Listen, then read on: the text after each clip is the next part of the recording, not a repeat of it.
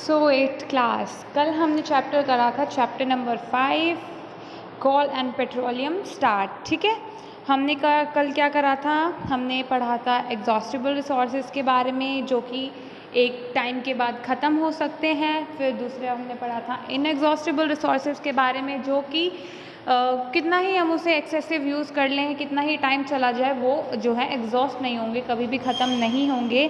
उसके बाद हमने पढ़ा था फॉसिल फ्यूल्स के बारे में। फॉसिल फ्यूल्स क्या होते हैं फॉसिल फ्यूल्स? जब बहुत मिलियन ईयर्स पहले कुछ प्लांट्स और जो एनिमल्स हैं वो वॉल्केनिक इरप्शंस और अर्थक्वेक के कारण जो है नीचे सॉइल में दब जाते हैं, उनके ऊपर धूल और डस्ट की और रॉक्स की लेयर आ जाती है, और जब तो धरती के नीचे एक्सट्रीम प्रेशर और टेम्परेचर के कारण और लैक ऑफ एयर के कारण वो किस में कन्वर्ट हो जाते हैं, वो कन्वर्ट हो जाते हैं कोल, पेट्रोलियम एंड नेचुरल गैस में, जिन्हें हम फॉसिल फ्यूल्स कहते हैं। उसके बाद हमने पढ़ा था कोल के बारे में। कोल क्या होता है, हमें कहाँ से मिलता है? कोल माइन से हमें मिलता है। कोल की हमने 4 टाइप पढ़ी थी, पीट, lignite, bituminous and anthracite. And anthracite जो कोल था वो सबसे हार्ड कोल माना जाता है, उसमें कार्बन कंटेंट भी सबसे ज़्यादा था और उसमें बहुत ही लिटिल मॉइस्चर होता है, इसलिए वो इंडस्ट्री यूज़ के लिए बहुत अच्छा है और हमने उसे ब्लैक डायमंड का नाम भी दिया था। आज हम पढ़ेंगे कोल की डिस्ट्रक्टिव डिस्टिलेशन के बारे में। क्या पढ़ेंगे आज हम? Today's our topic is destructive distillation of coal. इसमें क्या होता है?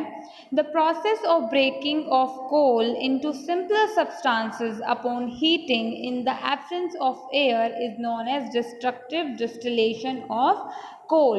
ये क्या होता है बेटा? जब कोयले को और भी सिंपलर सब्सटेंस में तोड़ दिया जाता है, जब कोयले को हीट करते हैं और वो हीट करने पे और सिंपलर सब्सटेंस में वो ब्रेक होता है इन द एब्सेंस ऑफ एयर की जहाँ पे एब्सेंस होती है, जहाँ एयर नहीं होती है, उस जगह पे जब उसको हीट किया जाता है कोयले को और जब वो सिंपलर सब्सटेंस में टूटता है, उसको हम बोलते हैं we known that as destructive distillation of coal. We get many products like coke, coal tar, coal gas etcetera during this process. तो इस प्रोसेस के दौरान, कौन सी प्रोसेस के दौरान? डिस्ट्रक्टिव डिस्टिलेशन ऑफ कोल के दौरान हमें क्या क्या मिलता है? कोक मिलता है, कोल तार मिलता है, कोल गैस मिलती है, ये सारे प्रोडक्ट हमें इससे मिलते हैं। तो क्या है डिस्ट्रक्टिव डिस्टिलेशन? जब एब्सेंस ऑफ एयर में कोयले को हीट किया जाता है तो वो सिंपलर सब्सटेंसेस में टूट जाता है, इस प्रोसेस को हम बोलते हैं डिस्ट्रक्टिव डिस्टिलेशन ऑफ कोल। तो हमें जो 4 प्रोडक्ट मिले थे हम उसके बारे में अब एक एक करके पढ़ेंगे। फर्स्ट है हमारे पास कोक क्या होता है? हमने कोयले का डिस्ट्रक्टिव डिस्टिलेशन करा तो उसमें जो रेजिड्यू बचता है उसको एक सॉलिड रेजिड्यू जो बचता है, सॉलिड मीन्स सख्त, हार्ड जो रेजिड्यू होता है वेस्ट, जो मतलब बची हुई चीज़ हो जाती है। जो सॉलिड रेजिड्यू बचता है किसके दौरान? डिस्ट्रक्टिव डिस्टिलेशन ऑफ कोल के दौरान, उसे हम कोक बोलते हैं। ठीक है, ये जो होता है बेटा, इसमें इसका कार्बन कंटेंट बहुत ही ज़्यादा बढ़ जाता है। इसका कार्बन कंटेंट कितना बन जाता है? 95% टू 98% इसमें कार्बन होता है और it is almost free from any volatile impurities. It burns easily and does not produce smoke like coal. इसमें कोई भी वोलेटाइल इम्प्योरिटीज़ नहीं होती हैं। वोलेटाइल क्या होता है? वोलेटाइल वो सब्सटेंस होते हैं जो मतलब ज़रा सा हीट करते ही इवेपोरेट हो जाते हैं। इस तरह की इसमें कोई भी इम्प्योरिटी नहीं होती है। इट बर्न्स ईजिली, ये जल्दी से जल जाता है और जलने पे ये स्मोक मतलब धुआं भी नहीं फैलाता है। जैसे कि कोयले को हम जलाते हैं तो धुआं निकलता है, लेकिन अगर हम कोक को जलाते हैं तो उसमें से धुआं नहीं निकलता है। यूजेस ऑफ कोक के यूज़ क्या हैं? Most of the coke produced is used in iron and steel industries as fuel and as reducing agent. इस कोक को हम, जो कोक मिलता है उसको हम कहाँ का यूज़ करते हैं? आयरन और स्टील की जो इंडस्ट्रीज़ होती हैं वहाँ पर इसे यूज़ किया जाता है एज अ फ्यूल की तरह से यूज़ करा जाता है। वहाँ जो भी उनके प्लांट्स हैं उनको चलाने के लिए हम वो लोग जो है कोक को जलाते हैं, कोक का यूज़ करते हैं। और एज अ रिड्यूसिंग एजेंट के तरह भी इसे यूज़ करते हैं। रिड्यूसिंग एजेंट वो होता है बेटा जब उसको किसी के साथ रिएक्ट कराते हो, किसी के साथ रिएक्ट करता है किसी दूसरे सब्सटेंस के साथ, तो वो क्या करता है अपना एक इलेक्ट्रॉन या एक से ज़्यादा इलेक्ट्रॉन वो लूज़ कर देता है, मतलब कि डोनेट कर देता है। वो अपना इलेक्ट्रॉन डोनेट करके कि जब अगर किसी और के साथ रिएक्ट करता है तो अपना वो जो है इलेक्ट्रॉन डोनेट कर देता है, लूज़ कर देता है, ऐसे उनको बोलते हैं हम रिड्यूसिंग एजेंट। तो कोल जो है उसको हम इंडस्ट्रीज़ में फ्यूल और as a reducing agent use करते हैं। It is also use to obtain other metal like copper and zinc oxide from their oxides. और इनको हम अदर मेटल जो होते हैं उनको उनके ऑक्साइड से एक्सट्रैक्ट करने में भी यूज़ करते हैं। आपको दो रिएक्शन दिखा रखी हैं। First is 2Fe2O3 plus 3C gives us 4Fe and CO2। जब हम आयरन ऑक्साइड को कार्बन के साथ रिएक्ट करते हैं तो देखो इसमें जो है कार्बन जो है हमारा वो रिड्यूसिंग एजेंट की तरह एक्ट कर रहा है। वो अपना कार्बन लूज करके क्या करता है ऑक्सीजन के साथ कंबाइन हो जाता है और इधर सिर्फ आयरन हमारे पास रह जाता है।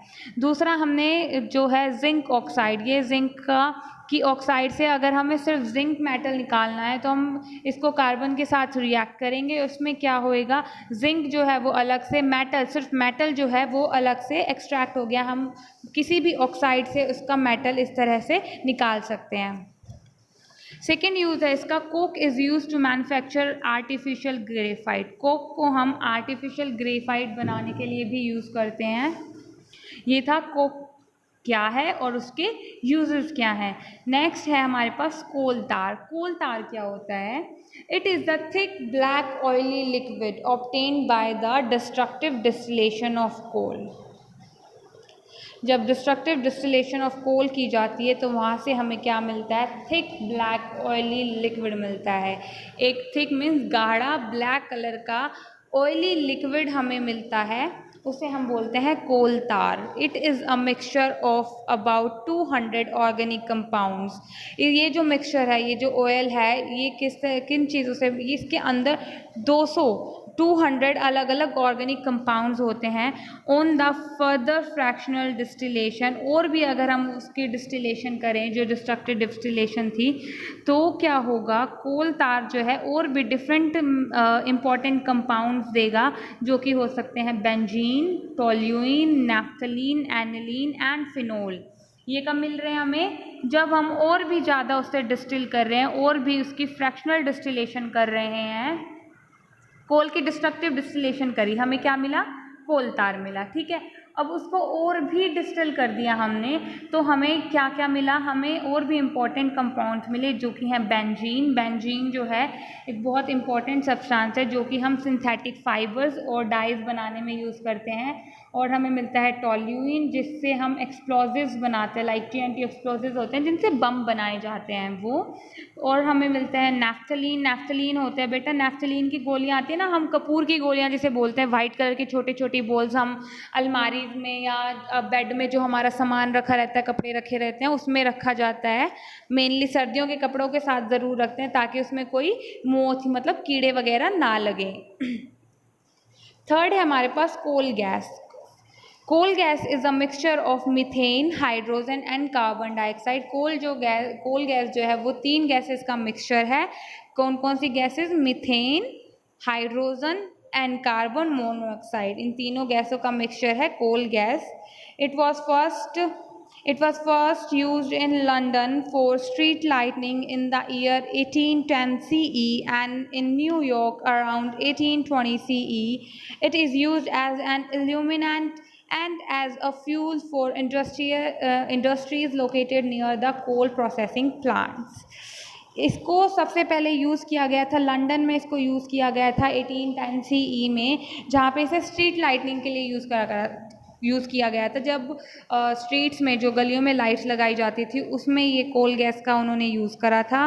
फिर यूज़ हुआ था न्यूयॉर्क में 1820 में। उसके बाद और इसको किस तरह से यूज़ कर सकते हैं, इसमें इंडस्ट्रीज़ में भी इसको यूज़ करते हैं एज अ फ्यूल, जो जहाँ पे कोल माइनिंग होती है, जहाँ पे ये कोल डिस्ट्रक्टिव डिस्टिलेशन होती है, उसके आसपास जो इंडस्ट्रीज़ हैं वहाँ पे इसे एज अ फ्यूल यूज़ करते हैं। और इसे एज अ इल्यूमिनेंट भी यूज़ किया जाता है। इल्यूमिनेंट होता है जहाँ से लाइट का सोर्स मिलता है, मतलब लाइटनिंग के लिए भी हम इसे यूज़ करते हैं। उसके बाद आपको एक और दे रखा है, एक और तो पार्ट दे रखा है, वो है अमोनियकल लिकर। ये भी हमें मिलता है। अमोनियन लिकर क्या होता है? Is a mixture of ammonia and other nitrogenous compound dissolve in water. It is use in the manufacture of fertilisers. ये क्या होता है बेटा? इसमें अमोनिया, ये वैसे गलत लिखा हुआ है, ये इसके टाइप में आएगा नहीं, बट हम पढ़ लेते हैं। अमोनिया और अलग और भी जो नाइट्रोजनस कंपाउंड होते हैं, मतलब जिनमें नाइट्रोजन होती है, उनका मिक्सचर होता है और इसको पानी में मिला देते हैं। पानी में मिक्सचर होता है किसका? अमोनिया और अदर नाइट्रोजनस कंपाउंड्स का, और इसको हम फर्टिलाइजर्स बनाने के लिए यूज़ करते हैं। ये था आपका destructive distillation of coal. Destructive distillation of coal क्या होती है? इसमें क्या होता है वे, जो कोल है उसको हम सिंपलर सब्सटेंस में ब्रेक करते हैं। कब करते हैं? जब उसको हीट किया जाता है इन द एब्सेंस ऑफ एयर, ठीक है। और उस डिस्टिलेशन में हमें क्या क्या मिलता है? उसमें हमें मिलती है coke, coal tar and coal gas. Coke था हमारा सॉलिड रेजिड्यू, जो सॉलिड रेजिड्यू बच जाता है, इसका कार्बन कंटेंट बहुत ज़्यादा होता है और ये ईजिली जल जाता है और इसके जलने पे स्मोक भी नहीं निकलता है। इसको हम एज अ फ्यूल और as a reducing agent use करते हैं। फिर था हमारे पास कोल तार। कोल तार एक थिक ब्लैक ऑयली लिक्विड है और ये 200 ऑर्गेनिक कंपाउंड्स का मिक्सचर है। और अगर हम कोल टार को और भी डिस्टिल करते हैं तो हमें क्या क्या मिल रहा था? हमें 4 और कंपाउंड मिलते हैं, जो हैं benzene, toluene, naphthalene, aniline and phenol, जिसके अलग अलग यूजेस हमने पढ़े। फिर हमने पढ़ा coal gas. Coal gas 3 gases का मिक्सचर होता है, methane, hydrogen and carbon dioxide, इनका मिक्सचर होता है और इसको हम एज अ लाइट सोर्स और एज अ फ्यूल यूज़ करते हैं, ठीक है। अब है आपके पास petroleum and its refining. Petroleum क्या है और उसकी रिफाइनिंग कैसे करते हैं। आज हम सिर्फ पेट्रोलियम के बारे में पढ़ेंगे, रिफाइनिंग हम कल करेंगे। Petroleum is a fossil fuel formed from the remains of aquatic plants and animals. It is usually found at a depth of about 500 meter to 200 meter between layers of impervious rocks along with sea water. Fossil fuel, petroleum एक fossil fuel है। जो कैसे बनता है हमने पहले ही पढ़ा था। जो बड़े ट्रीज थे वो तो कोल में ट्रांसफ़र हो जाते हैं और जो एक्वेटिक प्लांट्स और एनिमल थे वो जो है वो पेट्रोलियम में ट्रांसफ़र हो जाते हैं। और ये हमें कहाँ मिलता है? ये हमें अर्थ की 500 मीटर से 2000 मीटर की गहराई तक के बीच में हमें जो है पेट्रोलियम मिलता है। ये क्या है? ये इम्प्रीवियस रॉक्स जो होते हैं, जो रॉक्स की लेयर होती है, उनके बीच में फंसा होता है, उनके बीच में प्रेजेंट होता है। Natural gas occurs over petroleum deposit. तो और जो नेचुरल गैस होती है वो क्या होती है? हमें 3 चीज़ मिली थी ना, कोल, पेट्रोलियम एंड नेचुरल गैस। तो कोल के बारे में हम पढ़ चुके, अब है पेट्रोलियम के बारे में पढ़ रहे हैं। तो ये बता रहे हैं कि पेट्रोलियम के ऊपर नेचुरल गैस प्रेजेंट होती है, ठीक है। पहले नीचे पेट्रोलियम प्रेजेंट होता है, फिर उसके ऊपर नेचुरल गैस प्रेजेंट होती है और वो गैस और ऊपर ना उठे तो वो उसके ऊपर एक रॉक की लेयर होती है और पेट्रोलियम के नीचे एक रॉक की लेयर होती है। देखो आपको फिगर में भी दिखा रखा है। ऊपर क्या है? सबसे नीचे है इम्पर्वियस रॉक्स, फिर है पेट्रोलियम, फिर है नेचुरल गैस और फिर उसके बाद फिर से रॉक्स की लेयर है। तो रॉक्स की लेयर के बीच में प्रेजेंट होते हैं हमारे पेट्रोलियम और नेचुरल गैस। और नेचुरल गैस हमेशा पेट्रोलियम के ऊपर मिलती है क्योंकि ये लाइटर होती है, मतलब हल्की होती है, और इनसॉल्यूबल इन वाटर, वाटर में इनसॉल्यूबल होती है, मतलब वो पेट्रोलियम में फिर नहीं मिक्स होती है, वो ऊपर की तरफ पेट्रोलियम से ऊपर प्रेजेंट होती है। और वो दोनों जो हैं rocks top bye rocks cap, जो पत्थर की चट्टानें होती हैं उसके बीच में फंसी होती हैं। आगे है the first oil well in the world was dug in Pennsylvania in United State of America. जो सबसे पहला ऑयल वेल था वो कहाँ पे डग हुआ था? डग होता है बेटा खुदाई, तो वहाँ सबसे पहले ऑयल वेल जो था, जहाँ से ऑयल पेट्रोलियम निकला था, वो कहाँ पर खुदा था? वो यूनाइटेड यूएसए के पेंसिल्वेनिया में था। And in India oil wells are located in Assam, Gujarat and Mumbai high, where oil is extracted from under the sea. India में कहाँ कहाँ है? इंडिया में असम, गुजरात एंड बम्बई हाई में जो है ऑयल्स के वेल है, जहाँ पे जो समुद्र है, समुद्र के नीचे से ऑयल निकाला जाता है। और इसके बाद आती है रिफाइनिंग, जो कि हम कल पढ़ेंगे। आज आपको यही सारा रीड करना है अच्छे से और चीज़ें लर्न करनी है कि डिस्ट्रक्टिव डिस्टिलेशन क्या है, उससे हमें कौन कौन से प्रोडक्ट्स मिल रहे हैं और वो प्रोडक्ट्स क्या क्या हैं, किसकी क्या क्वालिटी है, ये सारी आपको पढ़नी है। ओके बेटा, थैंक यू।